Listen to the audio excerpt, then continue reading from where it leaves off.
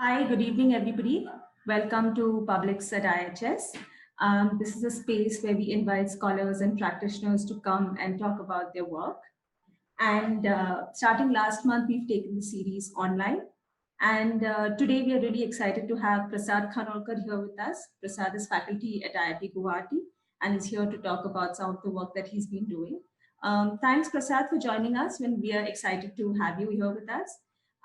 We are also joined by Swastik Harish. Swastik is faculty at IIHS. He also leads the Urban Practitioners program here, and he's part of the housing team here and works on questions of rental housing and affordable housing, among others. Swastik will be moderating today's session, so thanks to you, Swastik, as well. Before we begin, if you have questions and comments, please drop them in the Q&A box and we'll take them towards the end of the session. And for those of you who are watching us on Facebook, please drop in your comments there as well, and we will pick it up from there. So I'm going to ask Swastik to take over and begin the session. Over to you, Swastik. Thank you very much, Tanvi. Warm welcome to you all. It's nice to see so many attendees here for this public talk. We started a few minutes late, so I won't take much time to start the talk off, and I'll just do that by introducing Prasad. Prasad is an architect from the Kamla Raheja College of Architecture in Mumbai, and also has a PhD in planning and South Asian studies from the University of Toronto, which he has completed in 2016. He's currently an assistant professor of geography at the Department of Humanities and Social Sciences at IIT Guwahati, which is the new IIT which has come up recently. His research in academic and policy field has basically been focused on housing, infrastructure, governance, informality, and urban development in different cities. Now, he has experience in several very exciting and interesting cities. To count a few, there's Mumbai, Gurgaon or Gurugram as we call it now, Portland, Nairobi, and also Addis Ababa, where he was an intern for 6 months as part of a longer project. So he is right now, what I find also personally very interesting is that he's currently developing a project, a long-term project on urbanization in the northeastern Indian cities, something that I'd be excited to also know a little bit more about. And he's, of course, like I mentioned, he's currently located at IIT Guwahati. So, Prasad, very happy to have you here for this public talk, and I'm going to hand over to you. Prasad is going to be talking about work about which is based on a forthcoming book, and he's talking about on urban access and playability, and that's something which I think as terms are something very exciting and interesting to people like us, so who work or even live in cities basically. So what are urban access and playability? And that's something that I'm hoping Prasad will talk us through. And like Tanvi mentioned, please listen carefully and do post your questions in the Q&A box, not the chat box. There's a Q&A button in your Zoom app, and please press that and you will get a chance to ask a question. I'll be taking those questions later and redirecting them to Prasad as and how they come about, but towards the end of the talk. So with that, I'll hand over to Prasad. Prasad, would you like to just take over and start your talk? Thank you so much. Sure. Thanks to IIHS for inviting me and organizing this talk. Also, thanks to Tanvi and actually the media team for their work to make this happen. So this, I'll get right into the talk. Just one thing is that, it's a long talk, 45, 50 minutes. So I have it written out. And just to kind of stick to time. So I'll probably be looking down, but I'll try to be as polite as possible about it. Also, there are a lot of images on the screen, so that should probably keep you entertained. So this talk is about, access. It's about play, about people's playabilities, about cities and its slum settlements. And I'm hoping to do justice to all of them, here without trying to put you to sleep. But actually, maybe it's a good idea that, if some of you do go to sleep, given that it's evening and probably you're tired. As this filmmaker Abbas Kiarostami says, that, good films are kind to people and they allow them to sleep. So maybe, the talk might allow some of you to sleep. And since we're talking about films, I thought I'd start with a docu-fiction kind of an anecdote from the field. Yeah. So the participatory forum, on an evening not so long ago, I attended a consultation workshop in a municipal office in Mumbai. The workshop attracted different kinds of apostles, right? Platonist apostles, Habermasian apostles, Saint Simonian apostles, Marxist apostles. They all arrived early and occupied seats around a table. They were soon joined by residents from different slum settlements in Mumbai. The municipality was preparing a development plan for Mumbai, and the workshop was organized to discuss the future of slums in that planned city. The Habermasian apostles, the advocates of participatory planning and members of a NGO, sat at the head of the table. Next to them sat the Platonist priest, an ex-planner from the regional authority. He was a private consultant to both the municipality and the private consultants preparing the plan for the municipality. A Platonist par excellence, his aim was to establish an ideal city, a city of virtues where justice was tied to the health of the city and the health of the city to the right order of things. This order of things, like in Plato's Republic, was to be established on a founding story, a noble lie. The survey of land, the demographic census, the policy book, and the logic of the market were the basis and the tools of the story. The noble lie was that every piece of land is to have one use only, nothing more. One form of ownership only, nothing more. And for the city to function efficiently, people for their part were simply to accept this noble lie and abide by the rule of law. The meeting commenced. The Saint Simonians were the first to speak. They projected onto screen information, cartographic maps, census data, and based on these projections, evoked a dream world of affordable housing. In this enchanted world, they said, houses could fall from the heaven onto earth, but only if the policy is right.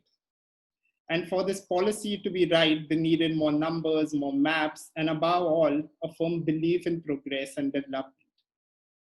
The Platonist priest intervened instantaneously and translated this image of heaven into a policy for earth through the cunning use of reason. The next were the Marxist apostles.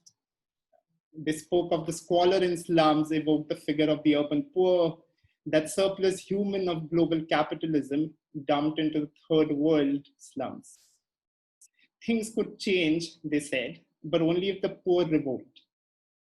Now, the problem of the policy, the revolt, and the noble lie was this only. The only which strips slum residents of all their abilities to leave them standing as bare lives, with poverty as their only ability.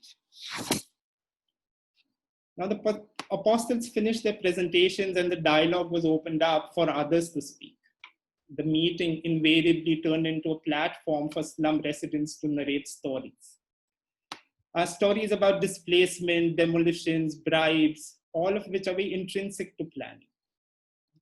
Some cried, clapped, laughed, while others debated about illegalities and calculations pertaining to their specific localities.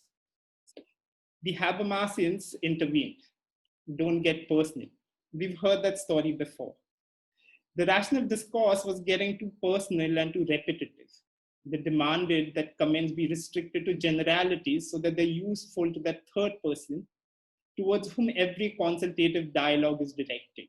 The planner, the judge, the state. Now, during this whole time, the Platonist priest sat silently. Now, he was unable to respond to these stories. The constraints seemed to be an impossibility of translating personal stories into reasonable policy.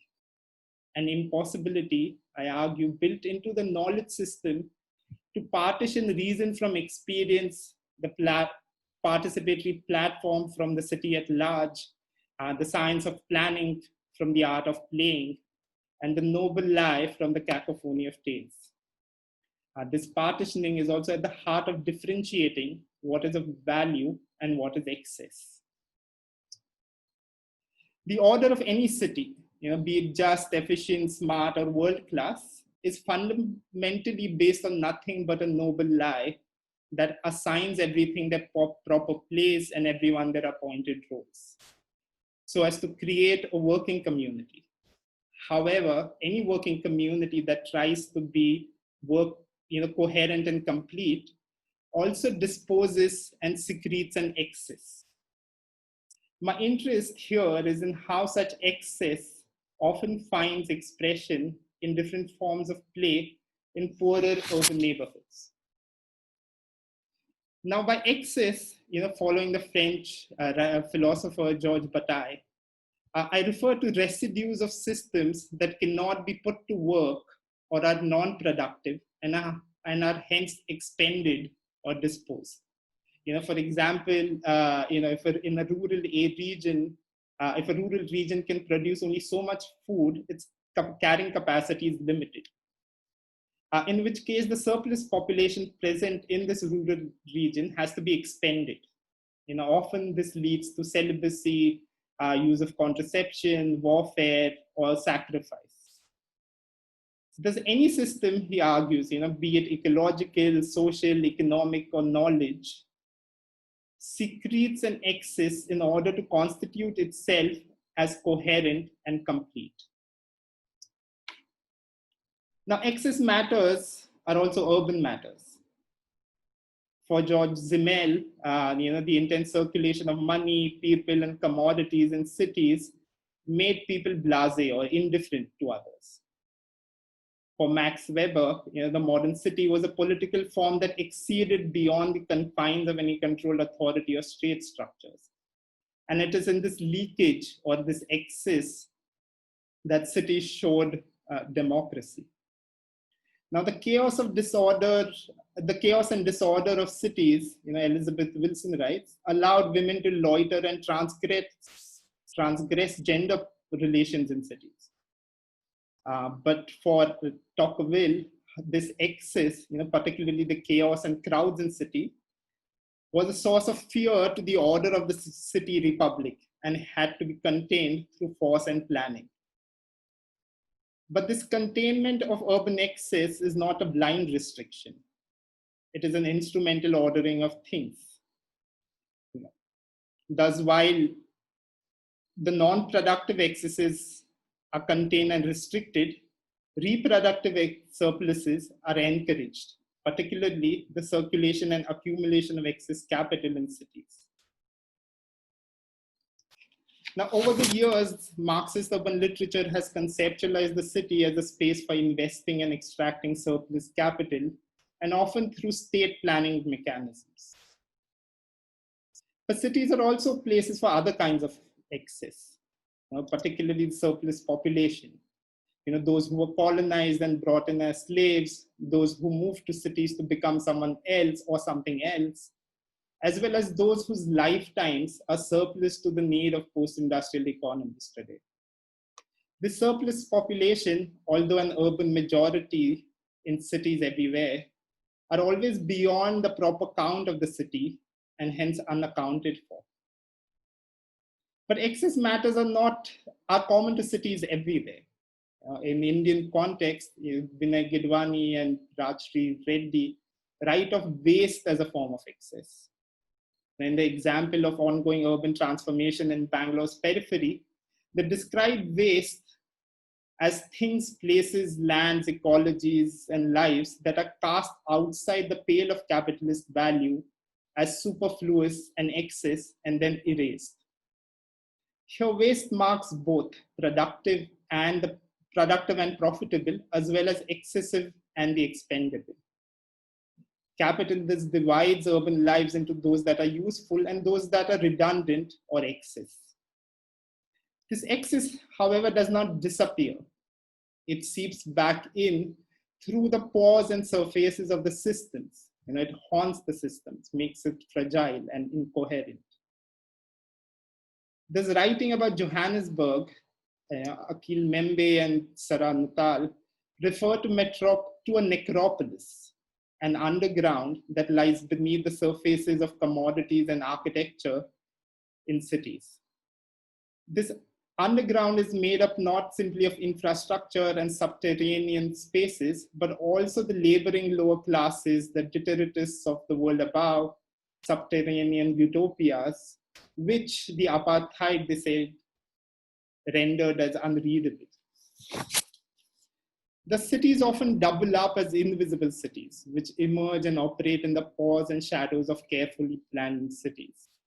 In Kinshasa in Congo, this invisible city is a heterogeneous city of the occult and the imagined, of excessive words, stories, and signs, as well as of corporeal human bodies, all of which become the infrastructures for people to operate in a world of economic scarcity and failed planning infrastructures.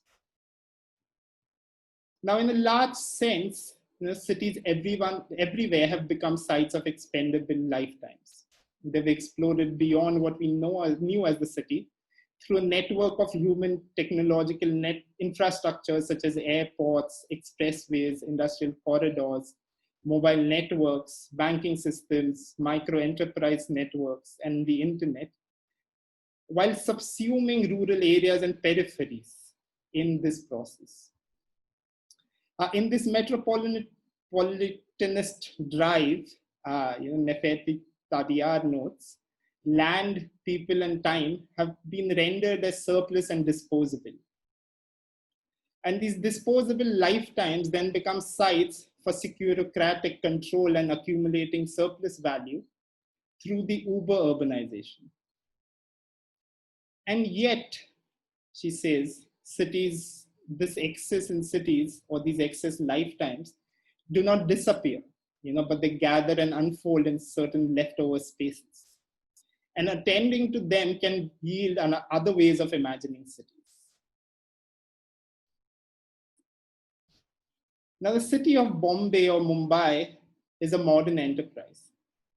Its making as a discursive entity called the city and its modern form as the urban has involved also the making of the slum since the 20th century. The early 20th century saw three key conceptions. Right? First, the city as a bounded, modern, spatial entity, and the urban as an economic and demographic category. Second, the translation of shelter into housing, which made dwelling practices governable and a part of circuits of accumulation as a commodity. And third, the making of the slum in the relationship to the city as its expendable and uninhabitable other. The slum is the central to the story of the city and yet expended. Now, one of the things that this research and this book is interested in is how do we research and describe this excess termed slums without falling into these binaries of city versus the other and the slum, or what is planned and what is non-planned. So how do we describe this excess without falling into these binaries? So cities are, slums and cities are both expendable and uninhabitable. And the intertwining of the city and the slum, with the slum as the city's other that could be expended repeatedly, has been a dominant urban paradigm since independence. Now, in recent years, governmental bodies, NGOs, private developers, corporate groups, and civil society organizations have been mobilizing the world-class city visions to entice foreign capital. Now, most Indian cities have seen a proliferation of globalized infrastructure in the form of luxury gated housing projects, glass-clad office complexes and malls, mega urban infrastructure projects such as metro rails, expressways, and international airports, as well as a growth in private parks, promenades, and boulevards. Thus, the world-class city vision is animated not through governmental tools such as the cadastral maps or statistics, but through a new aesthetic economy of value and order. Now, within this aesthetic economy, slums are represented as the uninhabitable. Mumbai is to be slum-free. Now, the statement, Mumbai is to be slum-free, enunciates two things. One, that as an urban habitat, The slum has nothing to offer to planning and should be done away with. And on the other hand, the urban poor, as thinking subjects with abilities, have nothing to offer in terms of urban imaginaries. So the second question this research and this talk wants to explore is, how do we again describe planning and abilities of the uninhabitable? Now, before I get to the next part, I wanted to speak a bit about the third. So there's the expendable, the uninhabitable, and a third part that I wanted to speak about before moving on, which is about the utilitarian and teleological drives in planning. Now, speaking of planning, in his broad brush history of modern planning theory, John Friedman begins the history of planning with James Stuart Mill and Saint-Simon, right? Both of whom were influenced by the utilitarianism and social reformism of Jeremy Bentham. Now, in this paradigm, the role of planners, engineers, and scientists was to use knowledge of society's organic laws to predict outcomes and set out a future course of society according to a comprehensive plan. This utilitarian impulse and ideas of future-oriented progress are very much with us in the planning discipline today. As Friedman himself suggests, what unifies and is common to planning as a practice-based discipline is its commitment to producing knowledge for action. Now, it is this problematic relationship in planning which ties means to ends, having means to produce certain ends, that supplies planning with purpose and the power to improve the world of others in the name of planning. Now, the third element that this research, the book, as well as this talk wants to explore is, what would a non-instrumental or a non-purposive planning look like?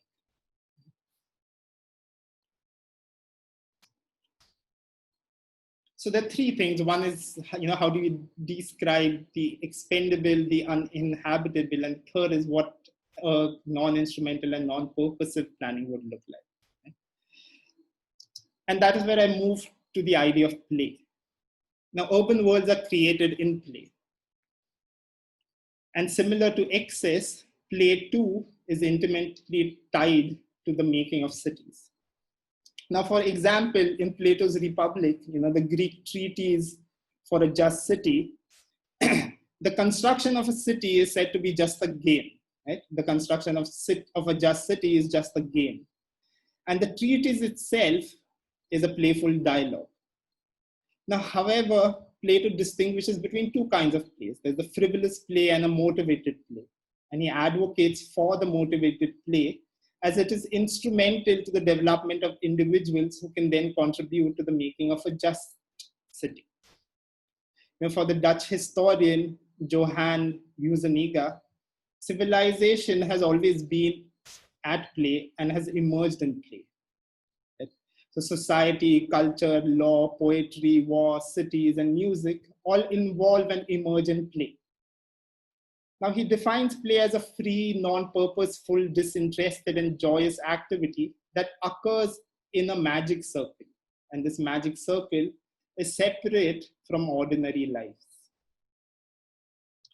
Now, in 1950s and 70s Europe, the Situationist International would describe themselves as explorers specializing in planning and recreation. Their works, such as The Derive and New Babylon by Constant Niehaus, were experiments to revive the element of play in cities and undo the divisions, such as work and play, public and private, as well as the social divisions of labor, that were imposed by capitalism and bureaucratic state control. Now, I'm interested in this lineage of play as well as the scholarship on play and cities, but my sources on play are elsewhere. First is Leela, the late Sanskrit term for play. The art historian A.K. Kumaraswamy describes Leela as a spontaneous, carefree, and non-purposive activity. He distinguishes it from karma, which is associated with cause and effect, as well as from work, which is an essential activity that serves specific needs. Instead, Leela or play is a meeting point for extremes. Work and play, action and inaction, sleep and awakening, they meet in this moment. Now, it also connotes many other things: a divine and indifferent activity through which God's created the world, a flickering and playful movement through which one gains knowledge, dancing, swinging, and oscillating, one that you see in Shiva, as well as impersonations, trickery, deceptions, and charades. Now, the concept of play in Walter Benjamin, the German cultural theorist, in his work has a very close affinity to Leela. Now, he uses the concept of play, or in German Spiel, in 4 ways. First, there's a playing activity that involves imitations, repetitions, and improvisations. For example, while children use toys, shoes, clothes, vessels, garbage to imitate adults, or even they use their own bodies to imitate cars and trains. It's an imitation. Now, adults, on the other hand, imitate nature in dancing and singing through their bodies, gestures, and voice. Now, media itself, speech, writing, photography, and films are also copies of the world. This imitation or mimesis involves repetitions or rehearsals, doing the same thing over and over again. But it also involves improvisations, doing the same thing again, but differently each time.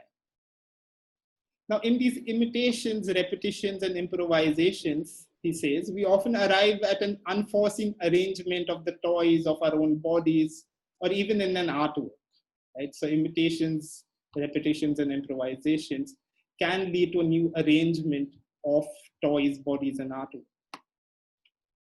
Now, the second sense of play is gambling, like playing a hand. The emphasis in gambling is particularly on chance. In a world where everything already seems fixed beforehand, playing a hand opens up a chance. For example, in a dice game, as Deleuze actually talks about it, in the dice game, there are 2 moments. The dice are thrown in the air and the dice fall back. Now, when the dice are up in the air, there is an affirmation of chance. The future gets opened up to multiple combinations. Anything can happen. But when the dice fall back on the table, they crystallize into a combination. And that might not be the winning combination. But despite losing, good players gamble repeatedly to affirm chance. So the second sense of play is gambling, particularly to affirm chance.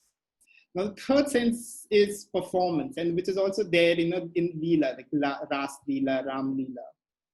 And specific to this concept of performance is its citability of gestures in performance.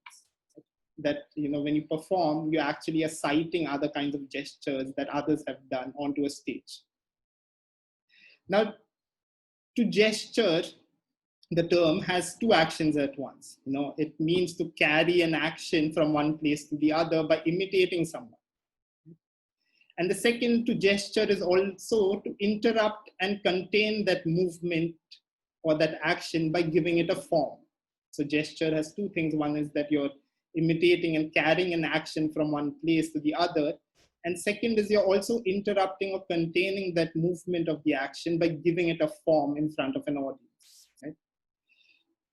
Now, similarly, to cite also connotes 2 things. First, to arrest a movement or a goal-intended action, like a cop arresting a car speeding towards its goal by handing out a citation. And second, to cite is also to incite or excite, is to stir things up, create a movement. Right? So both gestures and citing create a tension between action and inaction. But the convergence of citability and gestures in performance, Samuel Weber argues, creates an extension. An extension in the sense that the fact that performance gestures towards the possibility that in the present, judgments, goals, and identities can be interrupted, and one can move somewhere else or become something else in the future. Right? So, the citability of gestures opens up the possibility that action can be interrupted, judgments can be interrupted, identities can be interrupted in the present, and at the same time, the fact that it can be citable allows the possibility that one can become something else in the future. So the third is play as performance. Now, I refer to play using these multiple meanings, in Leela and in Spiel, by which I mean, to mimic, to rehearse and improvise, to collect, exchange and gamble, to pretend, deceive and trick, to wait, sense and make a move so as to seize an opportunity, right? So these are play acts.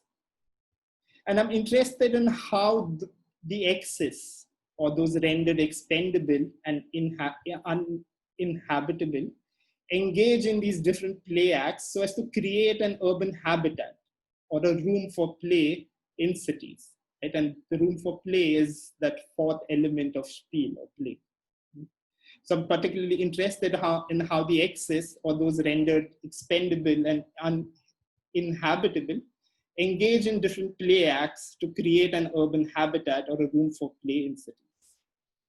Now, in the rest of this talk, I'll try to explore some of these play acts through a few ethnographic accounts.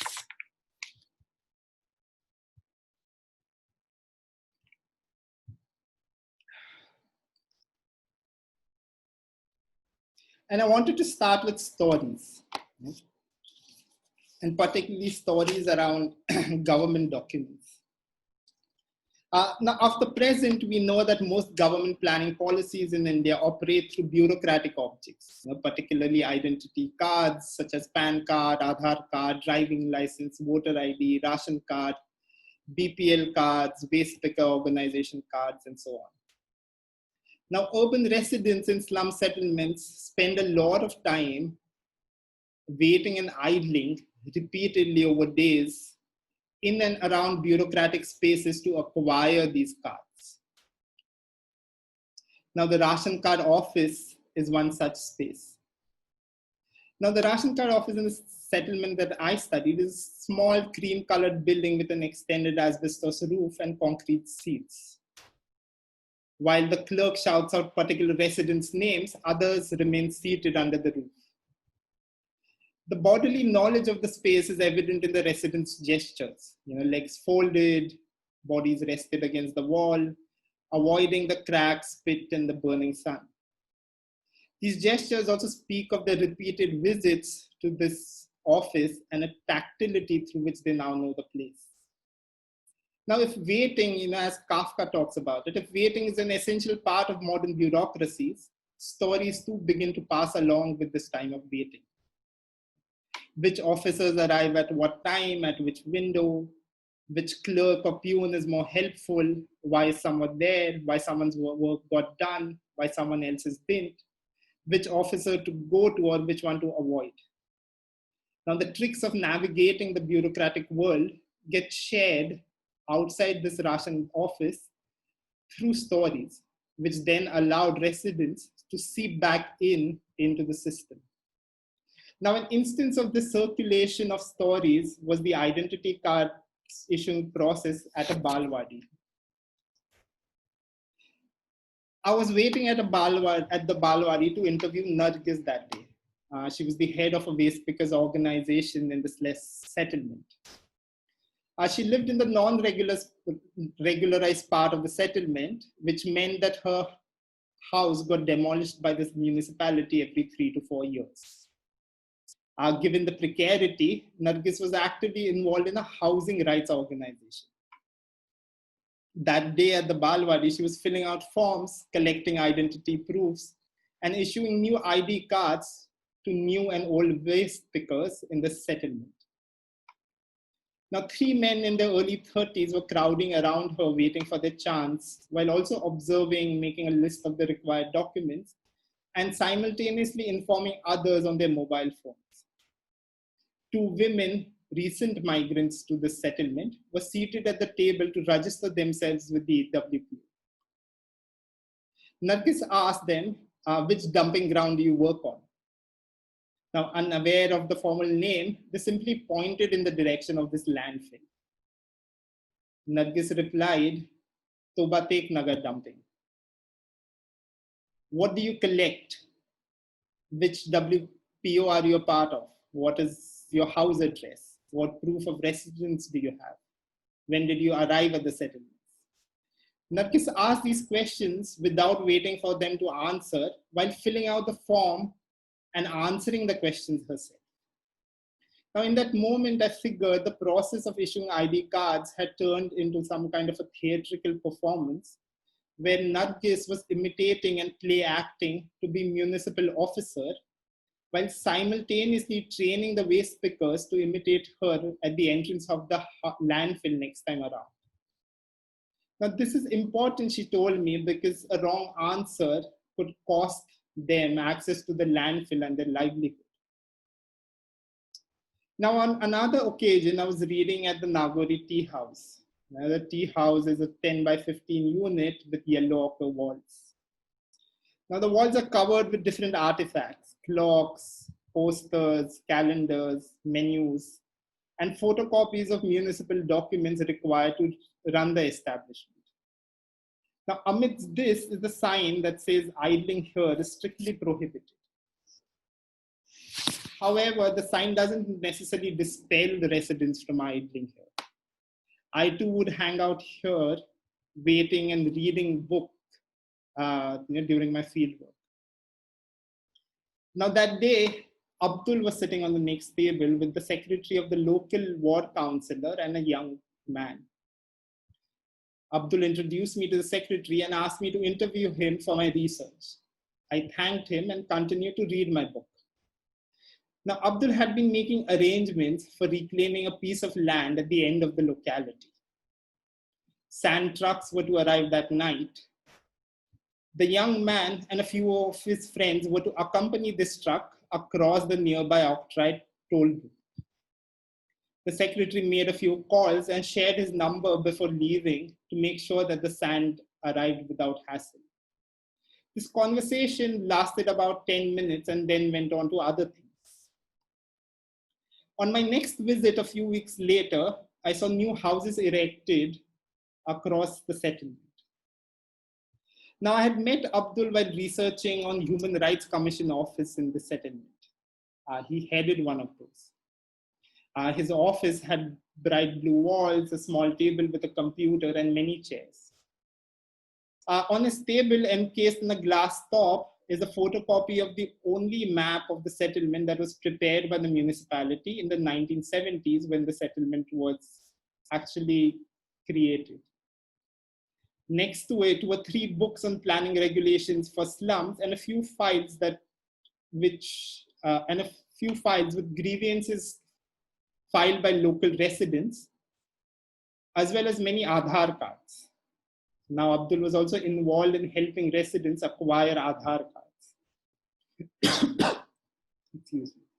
Most evenings, he and his friends meet at this office and exchange or even gift stories in somewhat of a ritual manner. Now, these stories largely begin with a card or a document, such as an electricity bill, an Aadhaar card, a PAN card, a driving license, a bureaucratic file, a ration card, or slum policy. The men then go around narrating anecdotes about them, their encounters with people in the process of acquiring them, how did they get them, how someone else got them. And these are often interspersed with short interventions by Abdul. For instance, one evening when someone brought up a meter reading on the electricity bill, Abdul narrated the story of the first transformer in the settlement, his meetings with a politician who brought electricity to the area, the illegal electricity connections and the use of legal connections simply to accumulate bills or as a residence of proof. Now, Abdul used to be a tout in his past life. He was involved in stealing electricity and water, occupying and selling land, and striking deals with local politicians and developers to reclaim land. He gave it all up and started the Human Rights Commission office. Now, he was well-traveled in the world of bureaucracy and development. He often also told stories of dusty files in small, filthy municipal offices, the enormous wooden tables behind which sit small-sized officials, his encounters with clerks in white safari suits who transport files from one table to the other.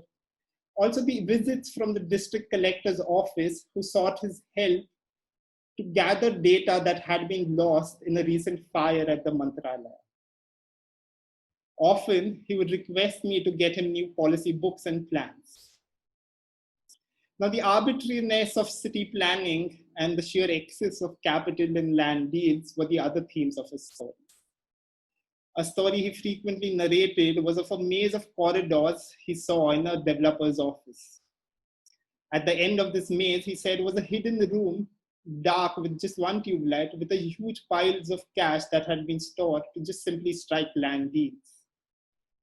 Now, to my mind, he was like Kafka's assistant, someone who had traveled the world of bureaucracy and development, but was neither a member nor a stranger to it. He was simply a messenger of stories from one place to the other. Now, in the 2 years that I met him regularly, never did he once tell me what he actually did for a living. Now, in a settlement where resources are scarce, such stories and performances circulate in excess.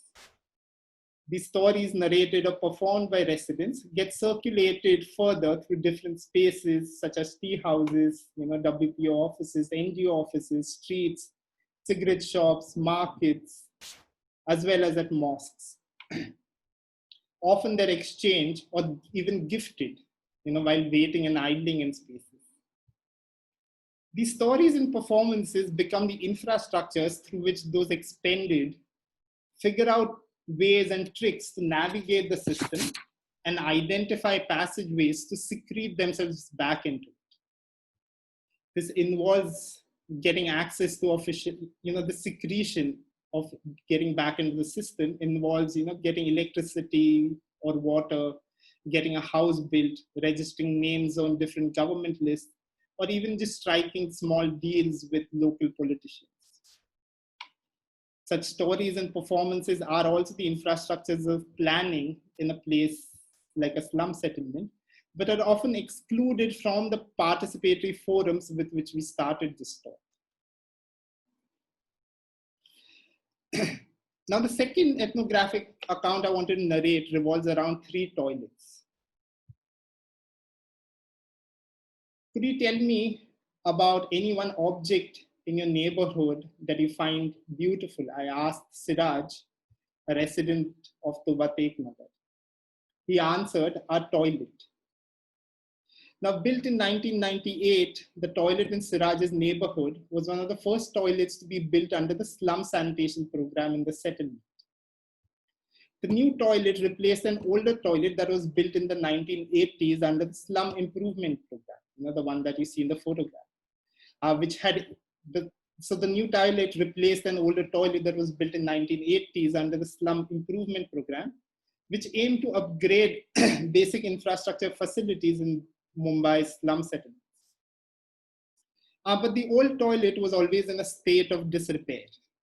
It had only 8 seats for men and women each in a neighborhood of 15,000 residents.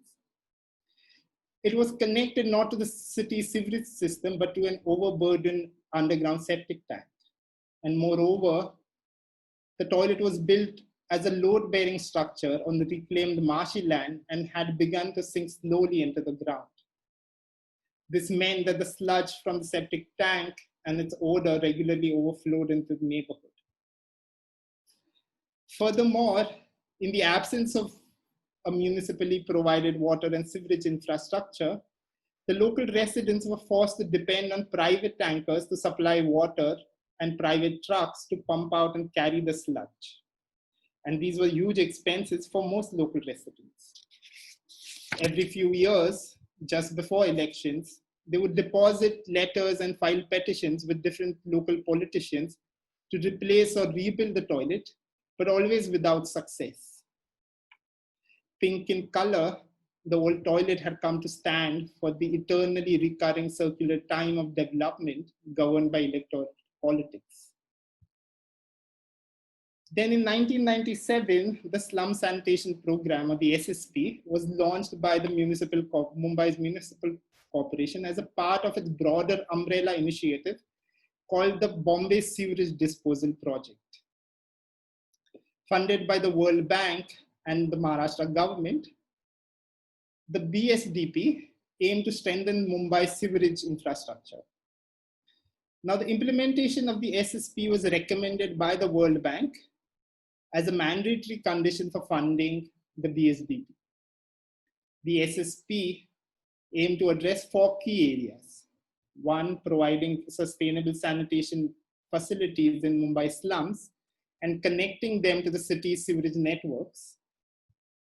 2nd, reversing the clientelistic relationships between politicians and residents by changing the older supply-based model to a demand-based model. 3rd, encouraging community participation by involving NGOs and community-based organizations.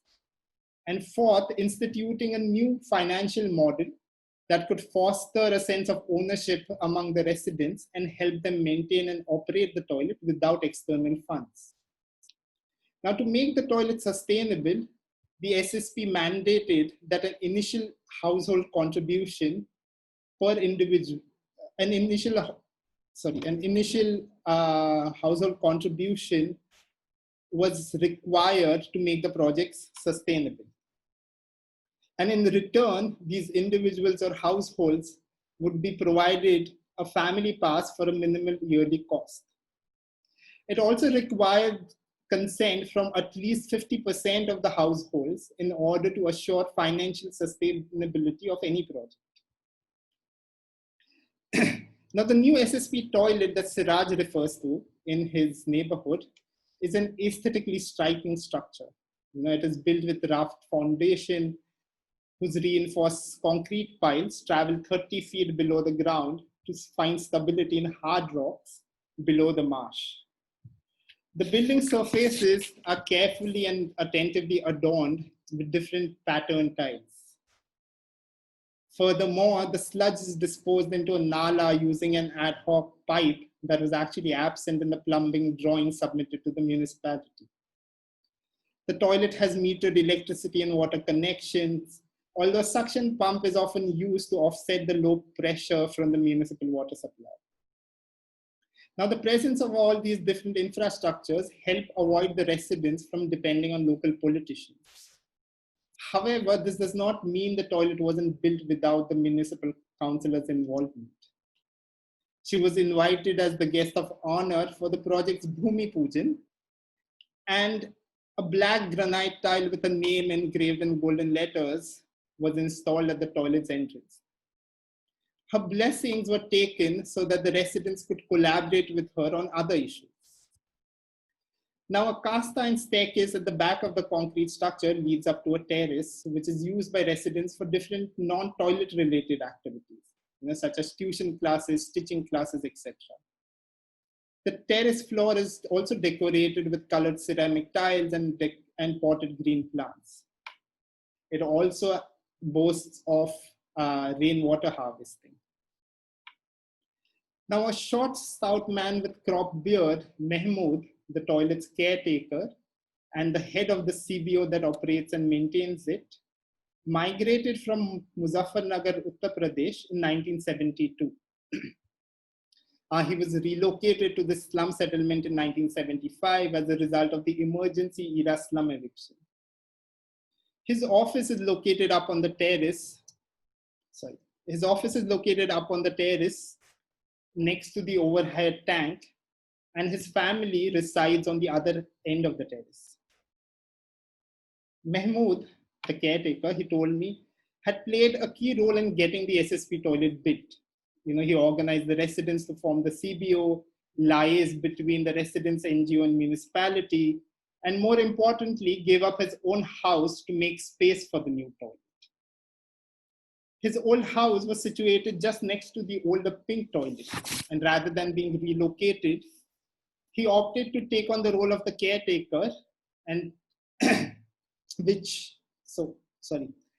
So he opted to take on the role of the caretaker, which meant he could stay on the top of the toilet. In recent years, Mahmood's son, Sajid, has taken over as the caretaker. Now, access to the new toilet works like this. The older residents who have a proof of legal residence avail of prepaid monthly pass against the payment of 500 rupees. Residents who migrated after 2000 are allowed to purchase prepaid pass as and when they avail the proof of residence. Now, allowing these post-2000 residents to purchase the monthly pass is something that Mahmood's toilets offer and is not a part of the SSP.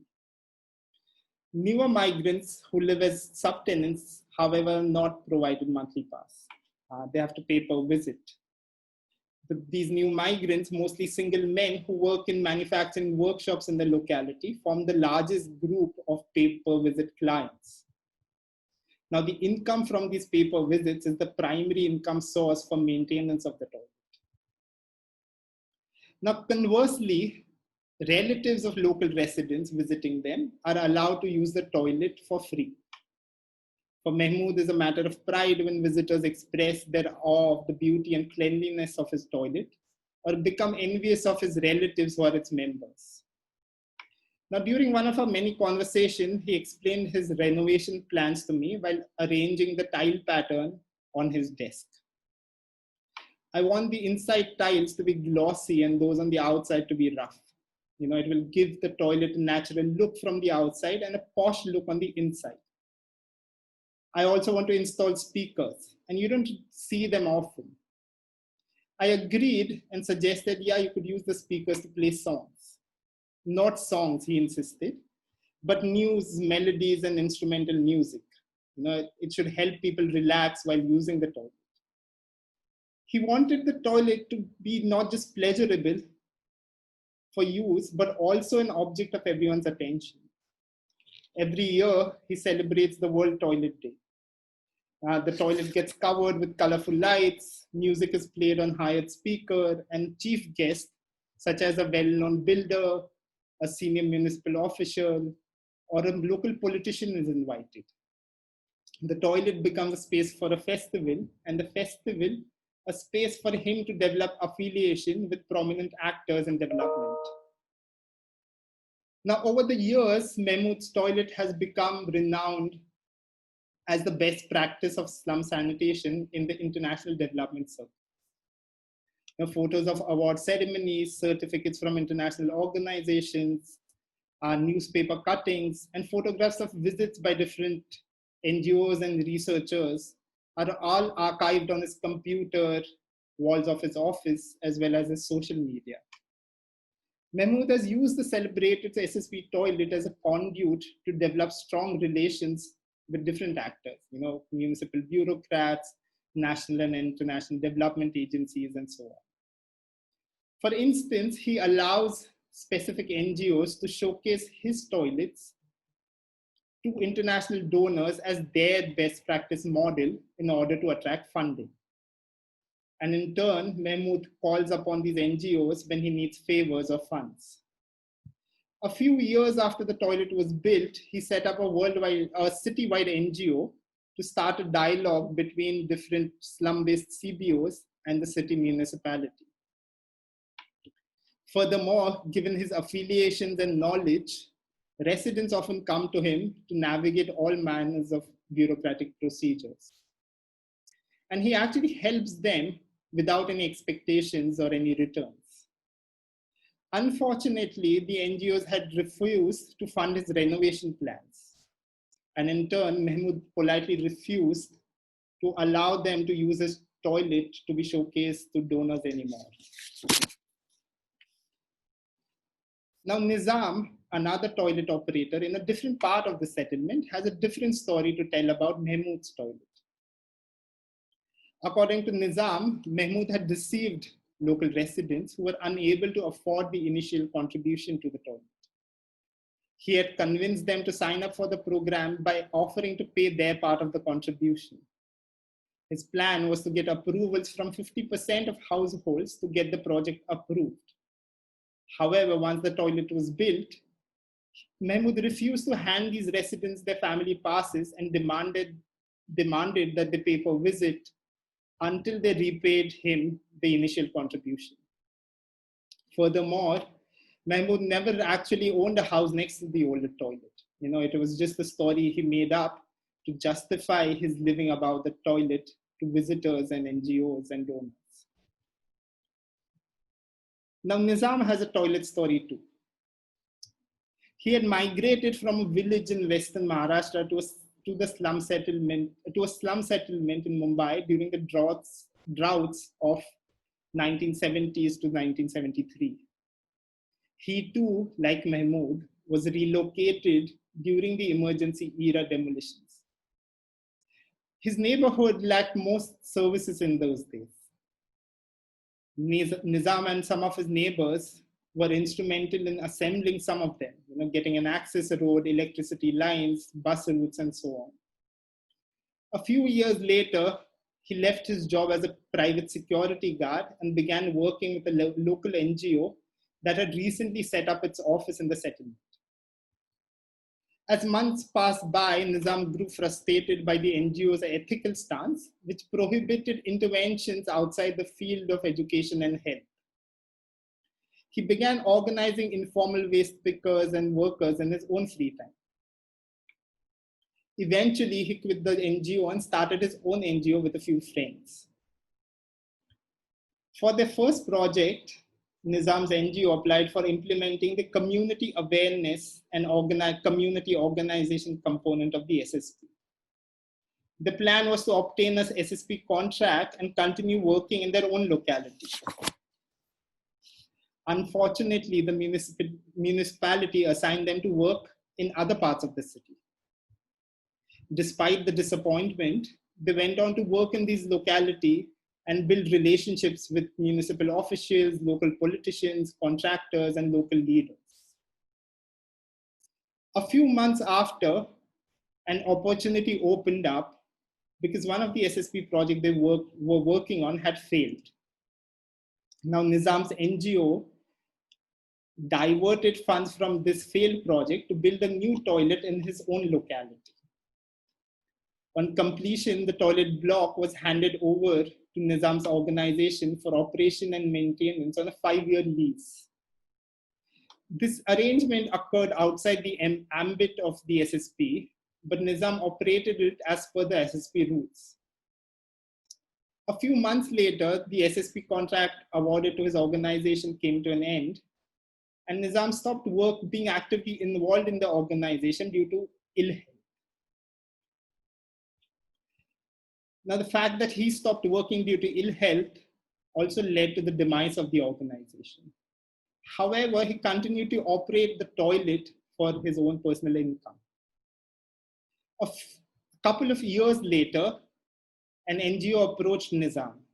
This NGO was awarded the contract to build a SSP toilet in the same neighborhood where Nizam's toilet was located.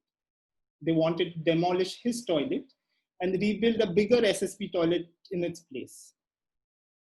The NGO, like most involved in the SSP, ran a private for-profit construction company that had been awarded the contract to construct toilets. The NGO and the sister construction company had much to gain from demolishing and rebuilding the toilet, in the form of international development funds as well as contract awards. After a few informal exchanges, a face-to-face meeting was organized at the local youth center between the NGO, the contractor, and Nizam. After some initial disagreement, Nizam, who was in need of money due to ill health, agreed to sell the toilet for a price that included its cost of construction and his expected income over the next 3 years. The third toilet story. Now, seeing the success of Mahmood's SSP toilet, the one we started with, Qasim, a youth group leader in the adjacent neighborhood, decided to replicate the same toilet model in his locality. He identified an empty site for the toilet with the help of his mentor, Abdul, the tout we met earlier. All the requisite paperwork had been successfully completed and the process of excavating land had started. But the very next day, the older resident in Qasim's neighborhood stopped the excavation and opposed the project. They claimed that they were involved in reclaiming the land along with the local politicians and hence demanded a part of the land for themselves. Now the matter was taken to the community hall. The Maulvis were invited to give their blessings. A Quran was placed on the stage to ensure peaceful meeting. And the external actors, NGOs, municipal officials, and local politicians were all excluded from these negotiations. The proceedings at the meeting were peaceful, but the participants couldn't arrive at an agreement. That very night, an anonymous group of men attacked Qasim in front of his house. The attack had shaken Qasim, but the visible support from Abdul had put the other residents on a back seat. The situation had reached a standoff where any move from any of the participants would turn the situation violent. As tension rose, the toilet project was stalled. The matter couldn't go to the elected local politician because he had struck a deal with the older residents for a share in the houses that would be built in their parcel of land. Now the Maulvis couldn't be involved or called to intervene because they had a deal to construct a new mosque in the area. A few weeks later, stories began circulating that the story of violence over a piece of land, a few weeks later, stories began circulating that the story of violence over this piece of land had reached the municipal office. The ward officer, Abdul told me, was planning to send a team to verify the paperwork of all residents located around the toilet seat. This, he could say, lead to demolition of many of the houses now.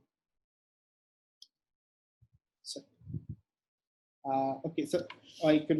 this is the piece of land that I was talking about. I mean, it's not the piece of land, but kind of the piece of land that I was talking about in the last case of the project. Okay, now let me conclude.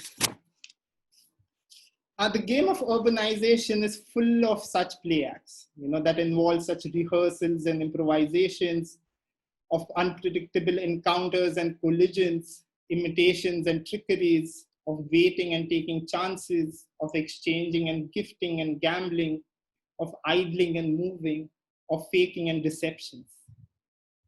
Speaking specifically of deceptions, David Theo Goldberg writes that deceptions are not subaltern resistances, but they're epistemological devices that acknowledge that the older ways of knowing and acting in cities need new tools. Okay, let me repeat. It says that deceptions are not subaltern resistances, but they're epistemological devices that acknowledge, that the older ways of knowing and acting in cities need new tools. There are also devices that show that the neo-conservative neoliberalism, or what he calls the neo-con liberalism, is nothing but actually just a con game. Thus, deception is a heuristic device, a way to see, learn, and know, and open up opportunities to become different things at different times with different people in order to play this game of urbanization. Now, I am interested in play, including all of its multiple meanings, not just as a heuristic device, but also to explore the ability of those without any abilities, qualifications, or without any values. So I'm interested in exploring these abilities of those who are otherwise without abilities, qualifications, or values, those who are rendered as expendable and uninhabitable, their abilities to play the game of urbanization. Here, the suffix ability to the play, the playability, gestures towards a possibility that although play occurs and is in the present, it is always going to be incomplete. And there's always going to be an opening or a chance for other outcomes to happen. Playability gestures towards the possibility that a different city is always already here, but also somewhere else that is not here yet. Thank you. Thank you so much, Prasad. Thank you so much. That was a very interesting, very diverse kind of talk, and very interesting stories that you brought out. Thank you very much. I'm looking to the participants. Participants, I think you all have some tools in your participant or chat box in which you can put a thumbs up or a clap or something like that. So that would be nice to see, because we don't have an option to do audio on this and to hear you actually clap or anything like that. So it'll be good if the audience is able to just press a few buttons just to show your appreciation. That'll be very nice.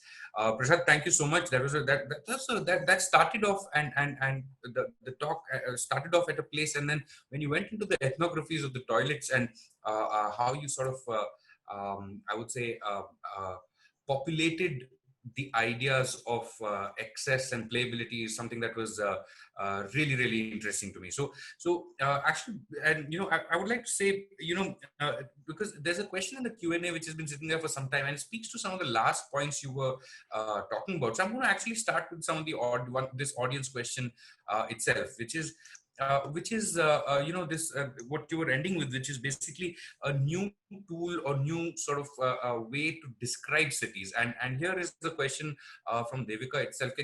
Could you elaborate a little bit more on the concept of description? Because earlier on in the presentation itself, you had not used the word in the normal sense of describe, but as a describe. Yes, Yeah. And you ended with this idea of seeing things a little differently, or being able to describe cities a little bit differently. We will talk about them a little differently. So could you just spend a couple of minutes on the idea of this description? Yeah, I mean, something that I've borrowed in many ways from this, person who works on Hong Kong, Akbar Abbas. He also works on films, actually. Who says that, so to scribe is actually to write out, right? So how do you write out cities, right? To describe is to actually get into the details of how cities work. Now, the older ways of writing cities, which is, older ways of scribing about cities and slum settlements, have largely been in a certain kind of a way, which have, rendered them as what I call expendable and as uninhabitable. So point is, how do you, describe? So when I say describe, is that you're describing the details of how things work in slum settlements. But this description also has to then reinscribe how, older ways of cities are problematic, and how older ways of thinking about slums are problematic, and how do you, start to rework around that. So that is largely what I meant by, the term describe. Yeah, so it's the kind of, how do you deconstruct something and then reconstruct it? So that is kind of Sure, no, that's useful, because what I'm also hearing is that in a sense of taking a certain concept and sort of pulling it apart, and then in a sense rebuilding it based on new evidence or new ways of saying things, basically. So I think that's actually very useful, because it's a concept that greatly intrigues me and my colleagues at our work as well, about how do you actually talk about and it's something that we've been recently working on. So I'd love to hear your thoughts about it. That there seem to be a fundamental sort of notion of networks of value and networks of waste. What is expendable, what is uninhabitable, what is waste, or what is to be removed, to be negated, basically, and networks of value, such as in the toilet biographies, for example, what the different players, the kinds of values they were deriving from that one single project, like that. So these two things sort of emerge simultaneously at some level, and I'll come to it in my next question. But different people also have different views on this, and different actors come at it in different ways. So just conceptually, if you could speak to a little bit about what your research has shown about what sort of resonances, or what or if different people just look at the same thing from a and see value or see waste? And if you could just speak to it, speak to a little bit about this question of value and waste, basically. Sure. Uh, so I actually do study waste also in the book, and I'll probably maybe draw an instance from that. So when I say value, I am particularly referring to this dominant sense in which value is used, particularly in a capitalist sense of what a value is, something that can allow one to create more value, to get more profits, to make more money, that kind of a thing. And waste here refers to things that are non-reproductive, right? So, for example, which is why I start with that anecdote and about stories, because stories don't necessarily, I mean, they have value, but they don't really extract any kind of, or actually the example of idling was more interesting, because so when it goes together, idling is actually an activity that doesn't, it's almost a waste time, right? Which is also why it's there in the tea shop, that, like, do not waste time. And that is what we hear, do not stop, do not, halt here for too long. Time is money, those kinds of things, that, you don't waste time, so you do not idle. But idling is also where the stories start coming up. So it's to make, to kind of produce values out of things that are otherwise not given value. And so it's how do you convert waste into a value that doesn't necessarily fall into the dominant sense of value. For example, and I'll just give an anecdote from the case of waste picker. So I met a waste picker, who collected a lot of these objects from the dumping yard, and would nicely archive them in his house. It includes vase, the flower vase, and spoons, silver spoon, all kinds of things are there. And I was wondering, and I asked him, like, why don't you sell it? Like, that there's a lot of value to it. And he says that, that there's, like, he doesn't want to. I mean, it's something that he just wants to keep for himself, something that he's collected, and, it's something that he finds value in, which is an aesthetic value of beauty, but not necessarily the value of money that one would get when you recycle, right? So what there happens is that value gets wasted, in the sense that he's not exchanging it or selling it. So value is wasted. But also another kind of value gets produced, which is, a aesthetic value of beauty that he wants to actually engage in. So that is what, that is, and cities are actually have not one, but multiple sense of value. So when I look at waste, I'm also looking at, value in the sense of how does caste assign values to waste, right? So that's a different economy of waste. And then you have the money economy of waste. And then you have this, archived objects economy of value. So there's this different sets of values, and they kind of coincide and collide against each other. But often something that doesn't fit into the dominant value is assigned as waste. So, so the idea was to, look at these other kinds of value systems that are also there, which are not necessarily moralistic or about money, but, about exchanging and gifting things sometimes. Thank you. A very descriptive answer, and I think it's triggered some question answers from the audience, which I'm definitely going to look at. I'm just randomly starting with the last one, which is from Anuttama, saying, by description, play, even gambling, is purposeful. Idling is not for the sake of idling, but waiting to get rid of a card. Waiting to get your iCard. So you're idling to get your iCard. What do you feel is the role of pure serendipity in city building? So just chance in that sense, and opposed to gambling, which is still sort of purposeful. Do you look at this in your book, the idea of, or how important is sheer chance, that it happened purely by accident? Yeah, I mean, when I'm talking about the toilet project, actually, just to go back to the material, there's this moment that in the book, it's a little stretched, is when, when the second guy, Nizam, suddenly he's working on a toilet project, SSP toilet project, which fails, right?